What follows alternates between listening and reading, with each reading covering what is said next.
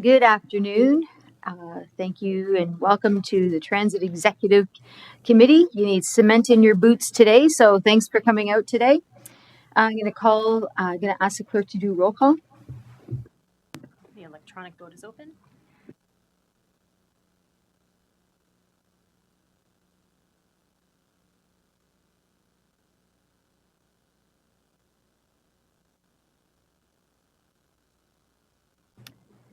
Thank you. Is there any declaration of interest?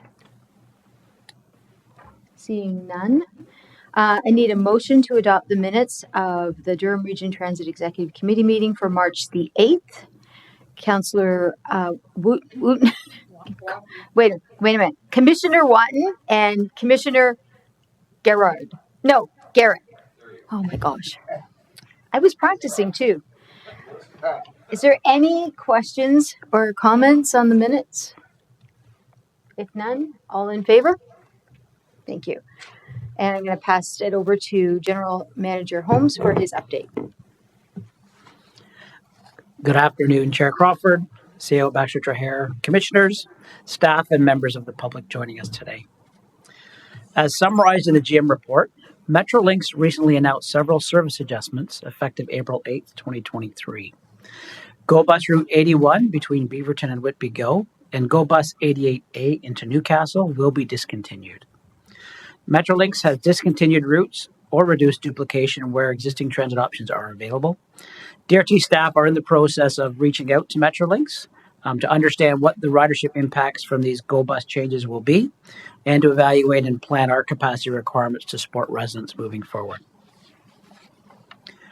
Metrolinx are also introducing a new regional express Route 94, which will connect Durham, Toronto, and Peel via Highway 401.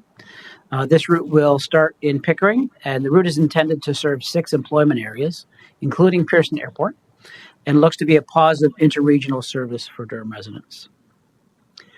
I also highlight today Transit Operator and Worker Appreciation Day that we celebrated on March 18th. You already know that our transit staff are exceptional, but this annual recognition affords our customers and communities an opportunity to acknowledge the daily contributions of transit employees who play key roles in keeping our region moving, who contribute to safety and security in our communities, and to advance livable communities across the region. Last month, I shared that we were taking actions to improve reliability of on-demand services. And here's what we did. We assigned a standby driver on weekdays to cover trips that would otherwise be canceled when we experience resource disruptions. While this action has reduced capacity, it has mitigated last-minute cancellations and trip changes when staff are not available, which does have significant impacts to our residents. We've adjusted the process for next-day trip confirmations for customers that are registered with specialized services to provide more advanced notice when there is a disruption. We are using local taxis when appropriate, such as when a customer has traveled with DRT to their appointment and the return trip is impacted and we don't have resources available to get them home. It's still early, but staff have indicated that while we continue to experience disruptions due to resource challenges, the actions taken have mitigated impacts to customers. In April, we're making some back-end adjustments that will eliminate what I'll call inefficient automated decisions that happen when we experience these challenges, and it will further improve reliability. And we're also working with our service provider to ramp up their service levels. As I indicated before, there are some delays in the supply chain due to vehicles. As soon as they come in, we'll be able to ramp up their capacity, which will have a huge impact for our customers. As you know, we've recently enhanced our ability to engage with communities by establishing a community engagement and change management team. Well, actually, it's been Zephy to this point, but she's about to onboard 3 new DRT ambassadors in the coming weeks. Although it's been a team of just 1 so far, we've already expanded our reach across the region. Being more present in the community, residents and customers are sharing their stories, which we would not otherwise have had the opportunity to hear. I'd like to invite Zephy to share a couple of stories that she shared with me recently. But before that, just again, want to fully acknowledge that we do have opportunities for improvement. We know we need to add capacity across the network, but it's also important for us to remind ourselves that with with few exceptions, the 50,000 passenger trips we deliver every day happen as planned and as expected by customers. Zephy. Thank you, Bill. Good afternoon, everyone. Through the chair, we have received some success stories most recently. The two I would like to share today are both from our customers registered with Specialized Transit who use on-demand and live in Northern Durham. The first story is one of an individual who, without our service, would have been dependent on their parents to take them to and from work daily. But with our service, this individual is now independent. The second story is one of someone who's visually impaired and would have had to move out of their home due to isolation and the loss of their spouse.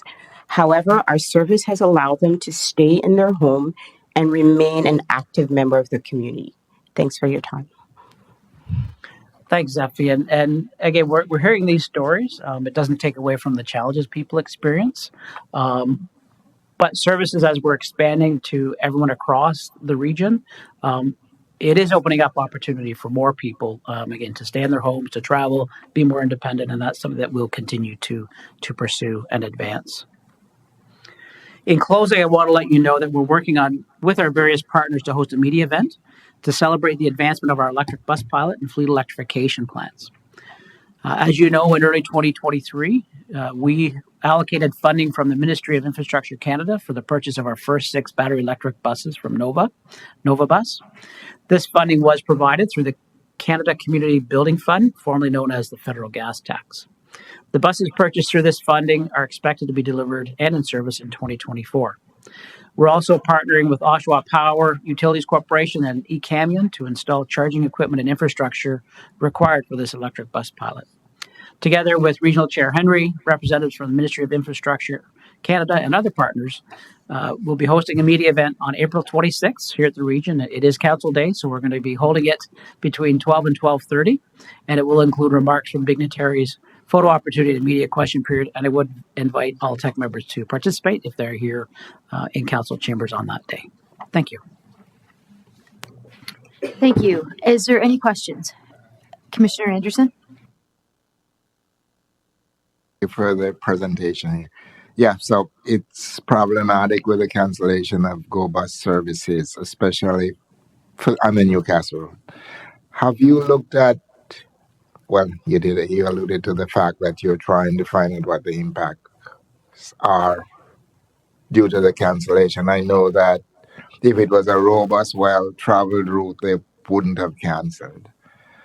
But have you looked at, say it's 50% of, I know it might be low, would you look at us picking up the slack? And I know I might have asked you this question before, if you had smaller vehicles, smaller buses, I know you'll still have to have a driver, but the fuel costs would be reduced and there may be other savings. And it may be, I don't know if you did a cost analysis when it comes to on-demand versus putting the smaller vehicles on the route. Have you looked at that? Okay, through the chair. I've got 3 questions out of that, but if I miss it, let me know. First off, in terms of Metrolink's decision, in terms of contracting some of the bus services, we have reached out to them. We've got some anecdotal information, but we don't have numbers yet, which we'll really need to have to understand, how many residents who were previously taking Route 88A or 81 on a regular basis, and that we'll be looking to DRT for a regular service. So we're in that process now of trying to find out what that impact is, and then what we need to do to respond to that in the short term and then in the medium term.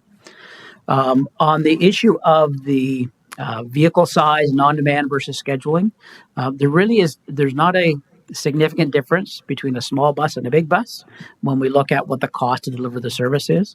The cost of a small bus is still very expensive. There's not a huge difference. So there doesn't tend to be an operational savings when we're looking at smaller vehicles like a 20 or 30 foot bus versus a regular 40 foot bus. So there is no real cost savings there that we would be able to realize. On the on-demand and the transition from on-demand to specialized, staff have done that evaluation, and that's what our service standard currently is set at. And I believe it's around 16 passenger trips per hour. That's when it becomes more cost effective to look at a scheduled service route. So that's what we're continuing to monitor. We monitor that daily and weekly across the network where we have on demand, and where we're approaching that critical level. That's when we start looking at what would that schedule route look like. And lastly, I'll close with, and we've mentioned this before, we are set to go out to residents within Newcastle with a survey to evaluate what the needs are for that connection between Newcastle and Bowmanville.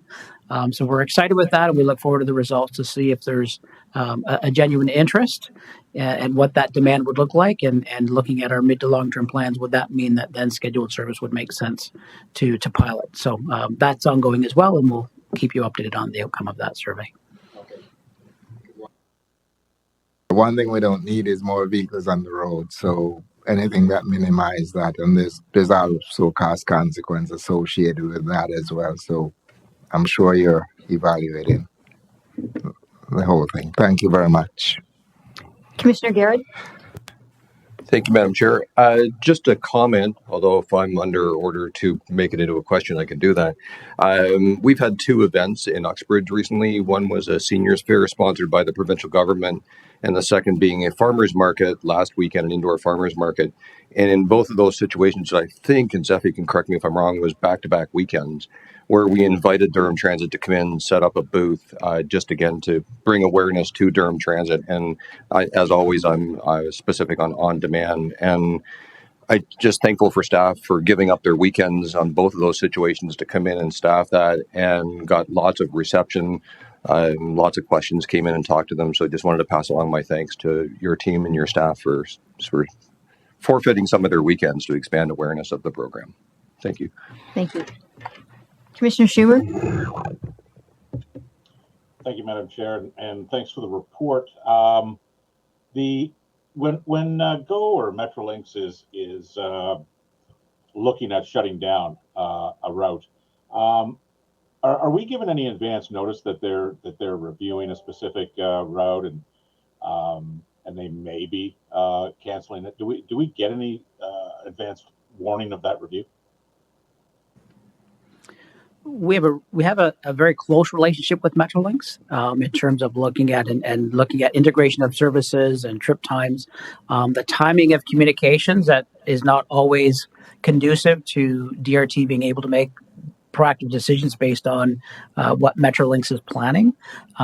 We do generally get a heads up that something's coming, but in terms of the level of detail, and I use the situation here, we need to understand the ridership levels and patterns of those routes so that we can adjust, and we just at this point don't have that information. Okay, and you mentioned, I think in your report, that when they do this, it's often based on, I think there were two reasons. One was a duplication of service, and I think there was another reason. Could you explain that again? Yes, and that information comes directly from the Metrolinx information they've posted on the website. We leverage information they provide to us so that we can ascertain from the various communication channels that Metrolinx use, and that's where that information came from. And Metrolinx, GoBus generally has been interregional, where there's no interregional transit. Within Durham, as we're growing and expanding the DRT network, it appears like that's where there is some duplication between DRT providing services and Metrolinx providing services, and Metrolinx looking at utilizing of their assets where they're not duplicating what DRT already provide.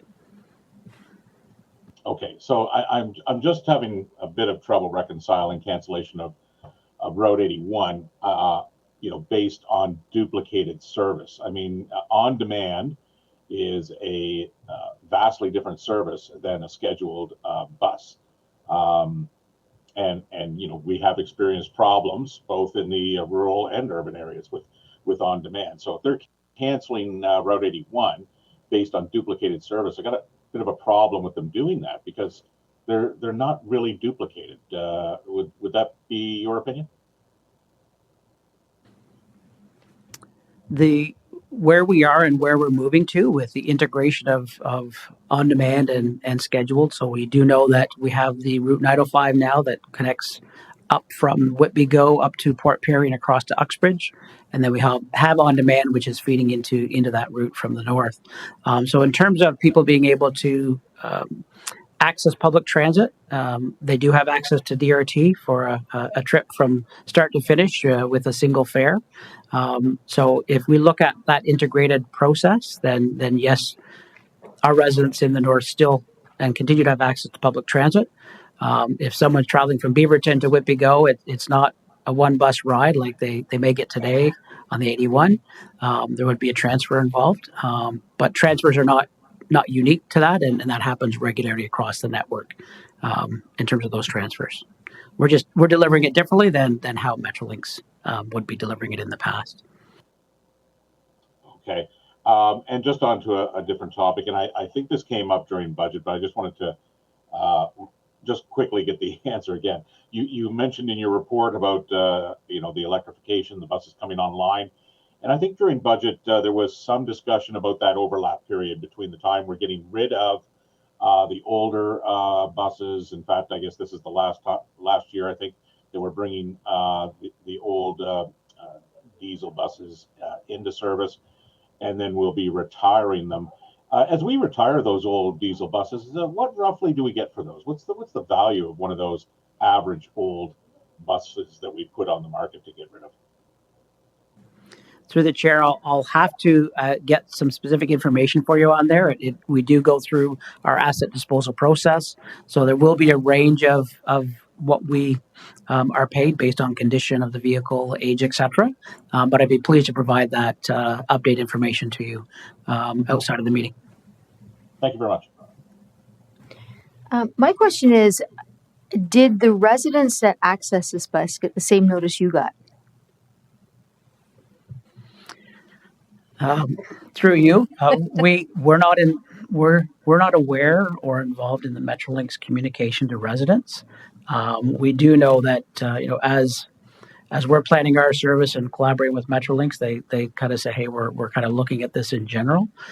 I would expect, as we would do, we wouldn't announce anything until it's finalized, but I can't comment on what information they circulated to residents. I'm just not aware. Just given the fact that it's really done on Saturday, I hope that people aren't waiting there on Tuesday morning for a bus that's not coming, and then we get yelled at, right? Through the chair, and it's always a challenge, and we experience it as well. And I share the example where, we do what we can to communicate with social media, papers, and one day a customer was at a bus stop, but had a sign posted there saying the bus is not coming, basically. Yet they called customer service to say, "Where's my bus?" It's very difficult to communicate that until someone's impacted. But I'm sure they're looking at that as we do in terms of how to make sure that people are aware of changes coming. Thank you. Unfair question, I guess. We have a delegation. I think they're online. Elaine Cook? Carl, is that you?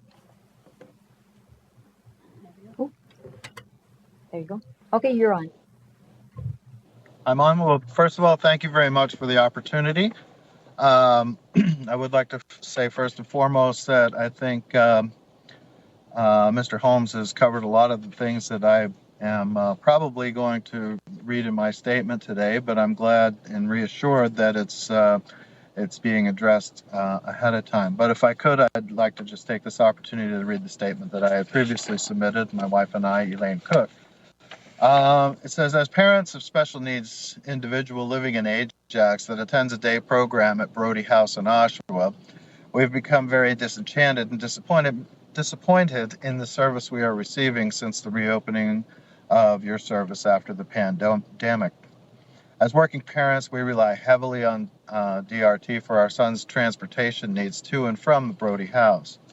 Since the service has resumed, we have experienced far too many phone calls from dispatch stating that because of a shortage of drivers, our son would not have transportation to his program, which in turn means that one of us would have to take him. Although this may not seem to be a major issue for you, it is for us and most likely any of the other parents and caregivers of special needs people that rely on your service. These last-minute changes are not only inconvenient but costly. As one of us has to be late for work in order to get him to the program, or we need to take the entire day off because there is no return trip for him, which means we would have to pick him up at the end of the program day. This causes issues with our respective employers as we need to utilize sick days or emergency leaves of absence days, which are unpaid, resulting in a day's wages being lost. So every time we get a phone call notifying us that DRT cannot provide scheduled transportation for our son, you place our jobs at risk, and it costs us money.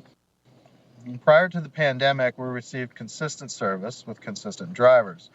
We could almost tell the day of the week based on which driver was on the bus. That's how consistent it was. In addition, if a bus needed to be canceled or has broken down, a taxi was dispatched to fulfill the transportation requirement. From our perspective, it seems as though DRT is trying to scale down its specialized services to save money, as is evidenced in the use of the much smaller wheelchair vans. These vans outwardly seem like a good way to save on fuel and maintenance costs, but are not necessarily the best for the special needs clients you serve. From our observations, some of the riders that ride with our son are larger people. The single bench seat in the rear of these vans seems more appropriate for 2 persons, but many times we have seen three riders on the seat.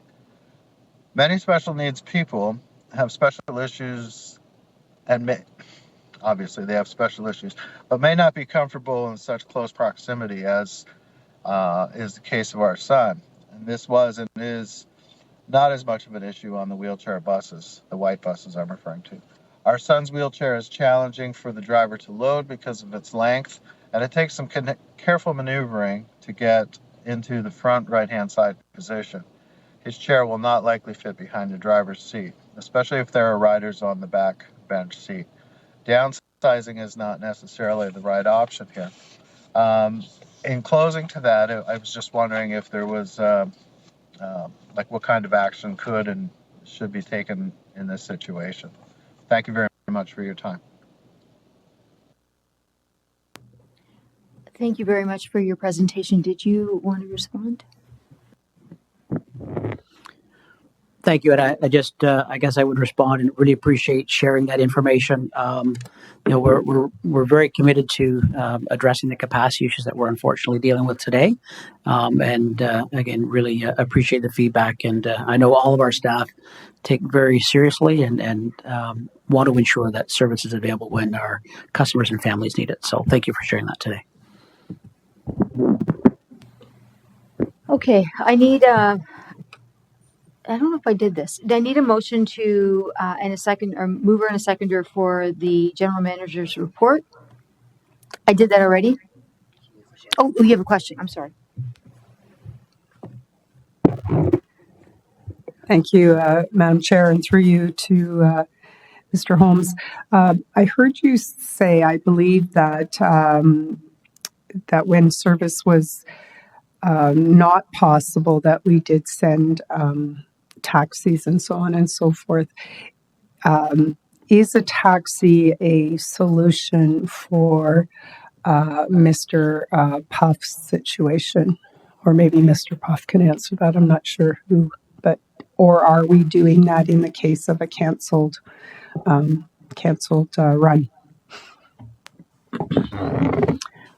Basically, we have a contract at this point in time with Voigo for the delivery supplemental services.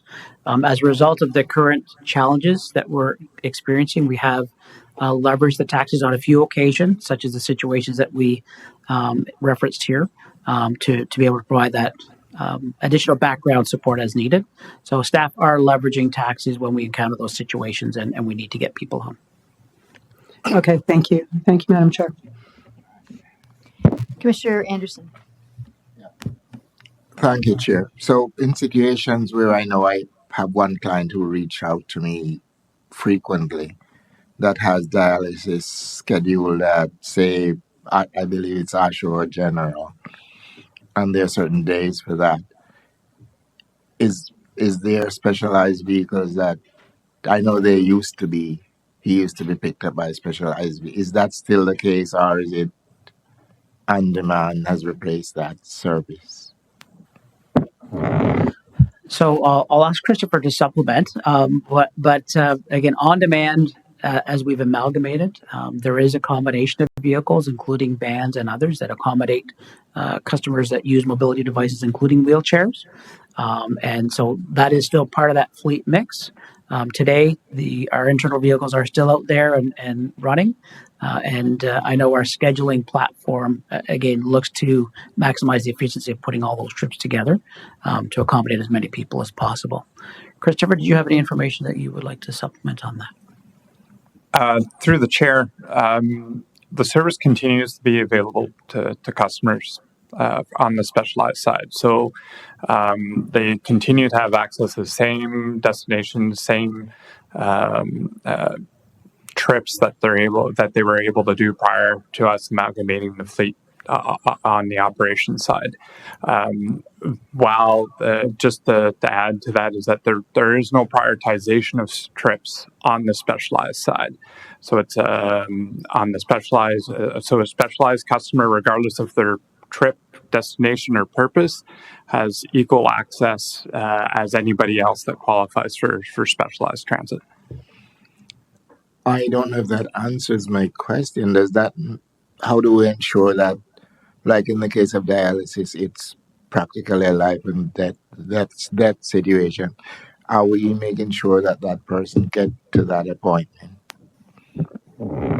So through the chair, and just to follow up on Christopher's point, as a public service provider, we can't prioritize one person's need over another's. So for us, it really is blind in terms of the purpose of the trip. So we can't prioritize what the need of that trip is.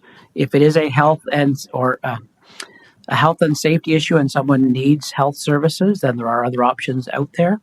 Again, we are aware of the importance of those trips. But again, we're unable to prioritize one or the other. So we wouldn't cancel someone's trip for someone else just because we wouldn't know the nature of the trip per se. Okay, thank you. Okay, I don't see any other questions.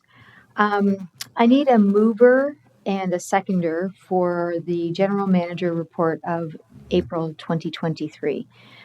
Commissioner Watton and seconded by Commissioner Roy. I think we've done all questions. Is there any further questions? If none, all in favor? Thank you. And I need a mover and a seconder for the appointment of members to the Durham Region Transit Advisory Committee. Commissioner Anderson and Commissioner Watton. And I will also we have to elect 2 members at large. So I need nominations for 2 members, if possible. There's the confidential attachment that there's 4 people. Oh, 4. There's the list of names is under section 5.1. Staff has put forward 5 names, and we need 2 of those names. Commissioner Roy? I'm going to make the suggestion of Richard Oldfield and Tyler Smale.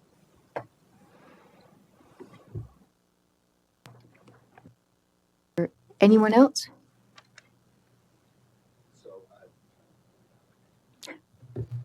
I will give you Mr. Gunte. Okay. All right, so we have to have an election, right?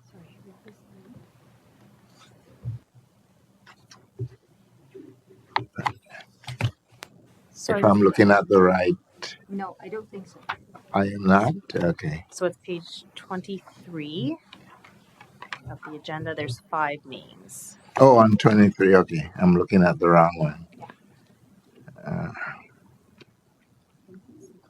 So currently we have Richard Oldfield and Yes, there is a confidential attachment, but if you'd like to discuss details of the individuals, we'd have to go into closed session. So I'll give you Mr. Oldfield. Mr. Oldfield too. And what was the other one? It's tight. So we have Richard Claxton Oldfield and Tyler Smale. There's no others. Don't see any other names.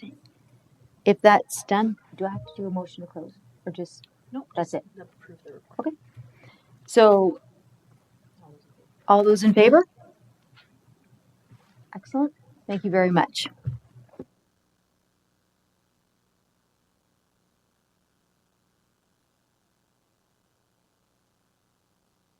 Is there any other business? Seeing none, I need a motion to adjourn. Oh, the next meeting is May 3rd at 1:30, and I need a motion to adjourn. Councillor Watton, Councillor Roy, all in favor? Good. Have a great day.